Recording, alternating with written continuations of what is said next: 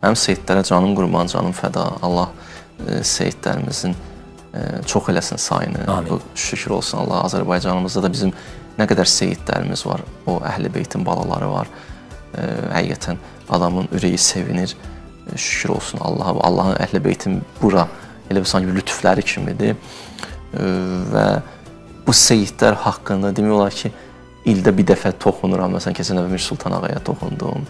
Lap qabağa geçib Həkimə xanımla danışmışam. Niyyətimdə bir neçə seyid də var, onlara toxunmuşam. Orada da demişəm, onların ehtiramını qorumaq, saxlamaq ibadət olduğunu da söyləmişəm. Yəni, indi o bir seyid ola bilər ki, dinə zərbə vurur, cəmiyyətə ziyanlıdır. O, məsələn, ondan söhbət getmir ki, amma normalda bizim nə qədər bərəkətli o cürlə seyidlərimiz var ki, Allah onların duasını həmişə bizim üzərimizdə qərar versin. Mən hərdən bir məclisə gedəndə, bir yerdə ona deyirəm, seyid var burada, deyirlər, hə, deyirəm, şükür Allah, burada bir Allah lütf edib, bizim bir seyidimiz var.